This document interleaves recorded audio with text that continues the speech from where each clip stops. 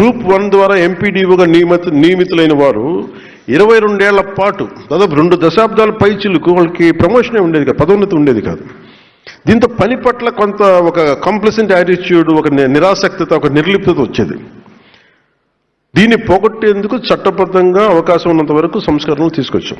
Group 1 ద్వారా MPDO స్థానంలో నేరుగా డీడీఓలుగా ఎంపికయ్యే ఈ వెసులుబాటుని కల్పించాం.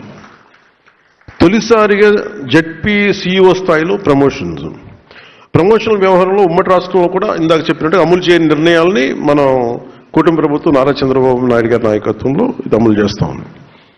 గతంలో జిల్లా పరిషత్ సిఇఓ స్థాయిలో ప్రమోషన్లు చాలా తక్కువగా ఉండే. ఇప్పుడు ఆ స్థాయిలో తొలిసారిగా 70 మందికి మనం ప్రమోషన్స్ ఇవ్వబోతాం. అలాగే ఇంజనీరింగ్ విభాగంలో ఐఎన్సీ స్థాయి అధికారిగా ఉండి డిప్యూటీ ఇంజనీర్, ఎగ్జిక్యూటివ్ ఇంజనీర్ పోస్టులో ఉన్న అధికారులే బాధ్యత నిర్వర్తించేవారు. మన ప్రభుత్వం వచ్చాక ఐఎన్సీ స్థాయికి కూడా రెగ్యులర్ ప్రమోషన్స్ ఇస్తూ పదోన్నతులు కల్పిస్తున్నాం. అలాగే గ్రామీణాభివృద్ధి శాఖలో కూడా పరిపాలనా సంస్కరణలు తీసుకొచ్చాం. ఆ దిశగా మన చర్యలు తీసుకుంటాం, దాన్ని వర్కౌట్ చేస్తూ ఉన్నాం. అలాగే పంచాయతీ క్లస్టర్ వ్యవస్థ రద్దు, దీనికి పంచాయతీ అధికారులు పంచాయతీలకు బదిలీ చేసే ప్రక్రియలో భాగంగా గతంలో ఉన్న క్లస్టర్ వ్యవస్థని రద్దు చేశాం. 13,300 గ్రామ పంచాయతీని స్వతంత్ర పాలన యూనిట్లుగా మార్చాం. జనాభా ప్రాతిపాదికన 4 గ్రేడ్లుగా విభజించాం. క్లస్టర్ వ్యవస్థలో 3-4 పంచాయతీలకి ఒక గ్రామ కార్యదర్శి విధులు నిర్వహించేవారు.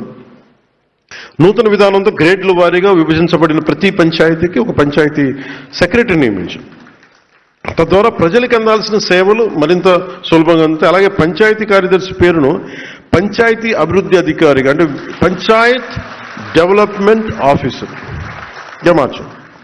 10,000 జనాభా దాటిన గ్రామ పంచాయతీని మాజీ రాష్ట్రపతి డాక్టర్ ఏపీజే అబ్దుల్ కలాం గారి కలల్ని సాకారం చేసేందుకు కొత్తగా రూర్బన్ పంచాయతీలుగా గుర్తించాం.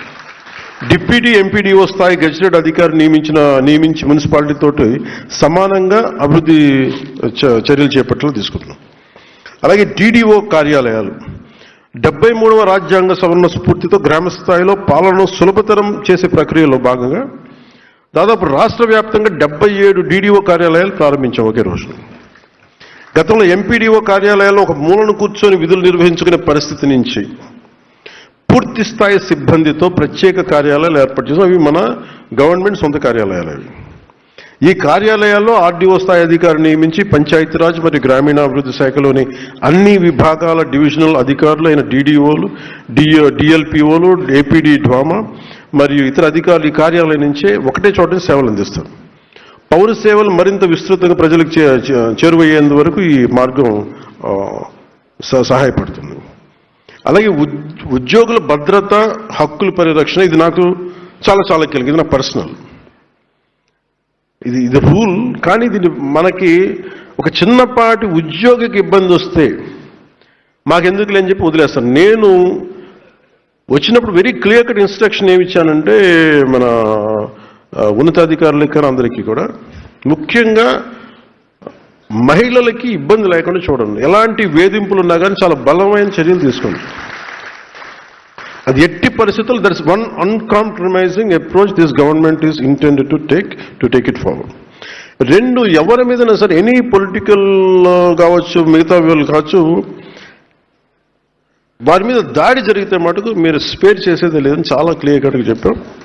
ఉద్యోగుల భద్రత, వారి హక్కుల పరిరక్షణ బాధ్యతను భుజస్కంధాలపైకి మేము చాలా బలంగా ఎత్తుకున్నాం. ఉదాహరణకి ఉమ్మడి కడప జిల్లా గాలివీడు ఎంపీడీఓ శ్రీ ఆల్ఫ్రెడ్ జవహర్ బాబు గారి మీద ఒక పార్టీ నాయకులు దాడి చేసాం. స్వయంగా వెళ్ళి నేనే అండగా నిలిచాం.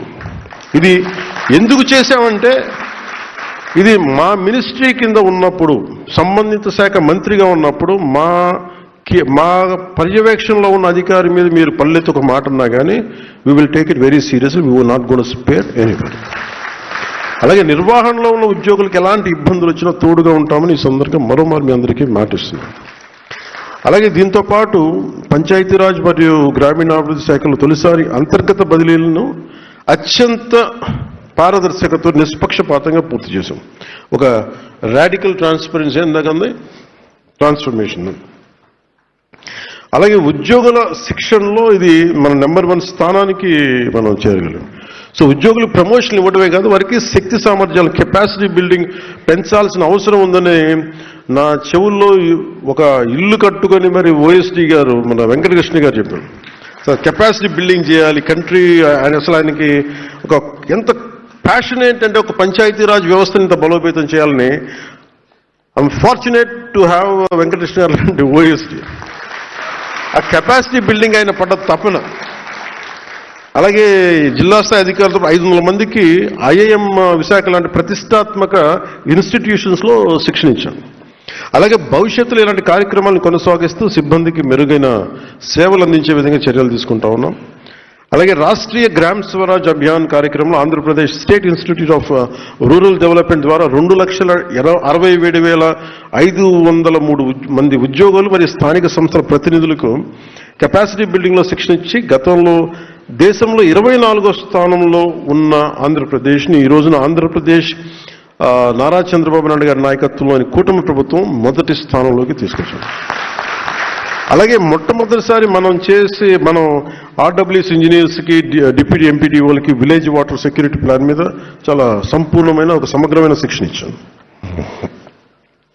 అలాగే ఈ విధంగా పంచాయతీరాజ్, గ్రామీణాభివృద్ధి, పంచాయతీరాజ్ ఇంజనీరింగ్ విభాగం, గ్రామీణ తాగునీటి సరఫరా తదితర విభాగాల్లో ఎన్నో సంస్కరణలు తీసుకొచ్చాం. కొన్ని భవిష్యత్తులో ఉద్యోగులకి ఉపయోగపడే విధంగా మరెన్నో ఇప్పుడు మేము తీసుకొచ్చిన ఈ సంస్కరణలు ఇది బిగినింగ్ మటుకి. మీరు చెప్పిన ప్రతి పాయింట్ పరిగణలో తీసుకున్నాం.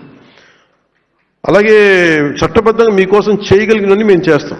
ఖచ్చితంగా నేను మీకు మాట ఇస్తున్నాను. పంచాయతీరాజ్ వ్యవస్థలో ఉన్న ప్రతి ఉద్యోగి నాకు ఒక కుటుంబంలో పనిచేయాలి. అన్ని విభాగాలు ఒకటే, అది మనం అందరం కలిసి ఒక వ్యవస్థగా పనిచేయాలి.